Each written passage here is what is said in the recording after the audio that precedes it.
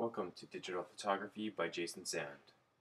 This is my final presentation for Dirk Morrison's Etad 873 class for December 5th, 2012.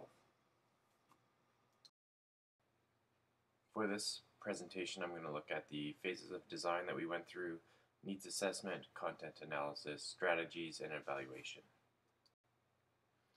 The first area is the needs assessment. This project was designed for the Saskatoon Industry Education Council. They're a council that works with the Saskatoon Greater Catholic School Board, the Public School Board in Saskatoon, and the Prairie Spirit School Board that surrounds us. This is looking at digital photography with mobile devices, and it's designed for grade 9 or 10 students with their first look at mobile photography.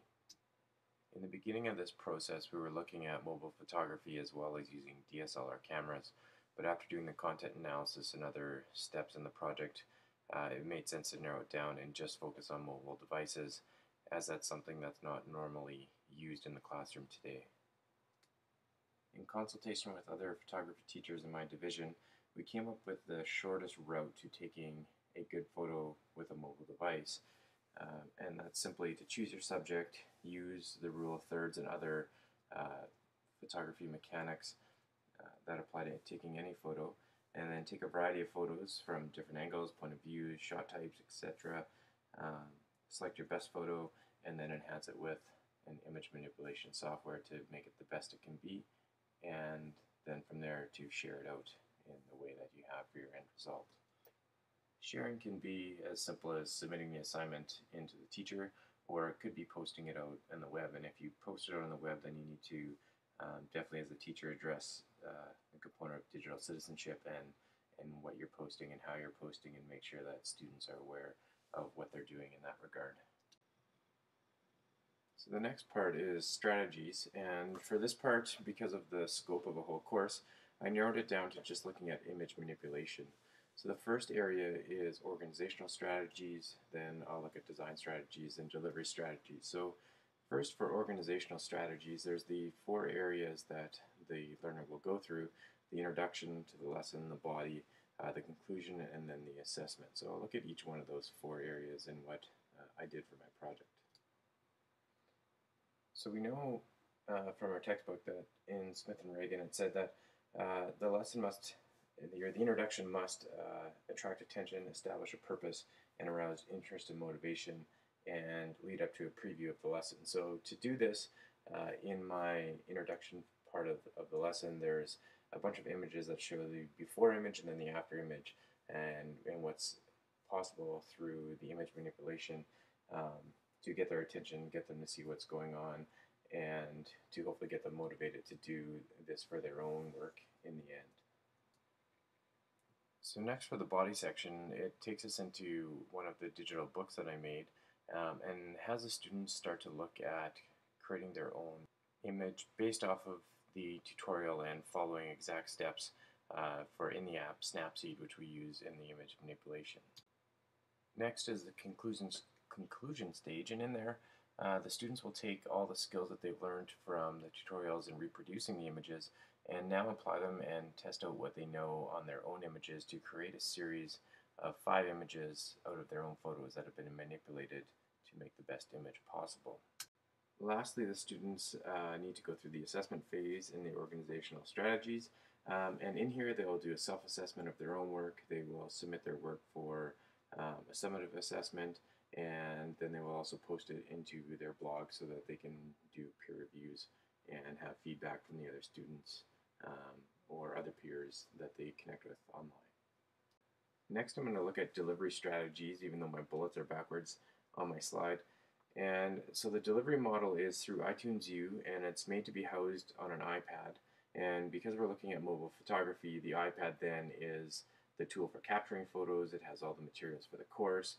They can take notes on it. They can do all of that right in there in the tool that's there for delivering the course to them.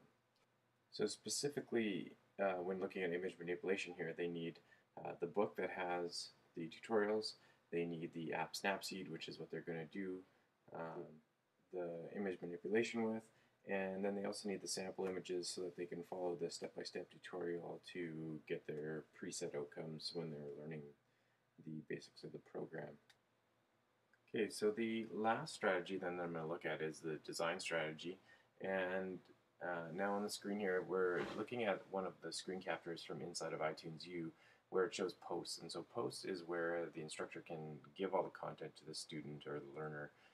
So it's very much like here's your lesson or here's your assignment when you're looking at it. So one of the first easy things to notice is the use of chunking in here. We have on the left in this orientation, it shows the different units or different components as it breaks down to the course, and then with image manipulation selected, can see all the three criteria that are in here for the student to use. So up top we have Snapseed, which is the app that they're going to need. They can simply just download that. The second section is what to do, so there's the book in there and it tells them what to do. And the third is the sample image that they need to download to their iPad so they can do what they need to do. From here, if the student clicks on any of those little arrows on the right-hand side of the page, it'll take them into just that specific post. So the next slide coming up here is under what to do, which is the main section for here for the content. So it brings up the book. You can see it gives the note for what they need to do as well as the description.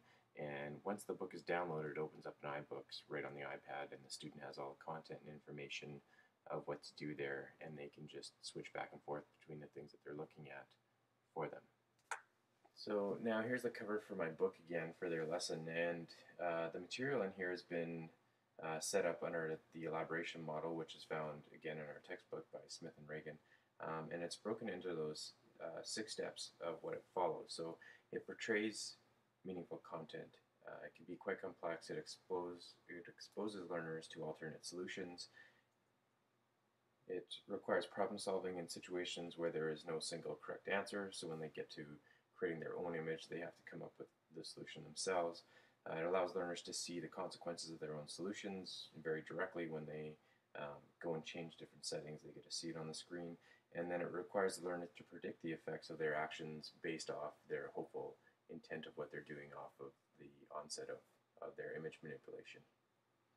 Alright, so lastly here for this presentation, I'm going to look at the usability testing that I did for my model. And again, it goes through the 3 different stages where there's the introduction of the test, they do the test, and then the debriefing to get the content back for me. So because this is being set up as a distance project on iPads, I thought the best way to do the usability test is to do it through distance on iPads and send it out. So the introduction and the whole basically, I guess, setup for it is that people that I had do it did it in their own environment and the way that they approached it. There was no, come to this room, it's set up this way. It's meant to be as authentic to what the learner would actually have in there. And then so the test was to go through the image manipulation part of the tutorial and then give feedback after they were done that.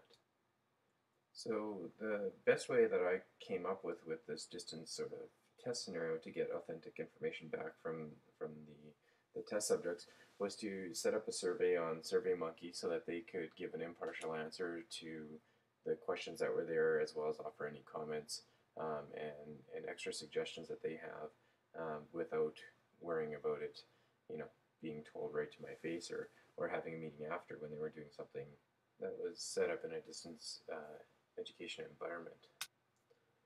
So my basic findings from that survey and test was that the people that did this found it very easy to do, and they were kind of surprised at how easy it was, and saw how it would fit into their sort of day-to-day life, social interactions, such like my Instagram photos are going to get better, and those kind of things were comments that came back from the survey. So along with the positive validation, there was also some little points of finding where there could be more instruction here, or a little bit more stuff there, which in the end, when I can put this course live, will be very useful for me as the designer. Okay, so that brings to the end of my presentation, so thanks for listening and watching.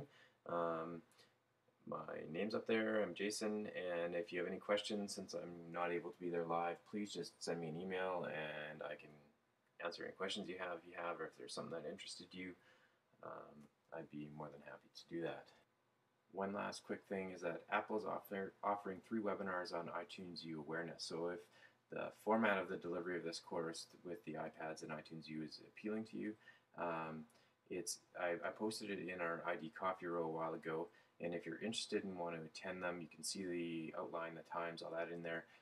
Also send me an email, say you want to be on that, and I'll send it to Apple, and they'll send you a formal information and your login for how you can attend those sessions. So again, thanks, and have a good night, and I'll see you guys all in the future in another Etad course, I hope.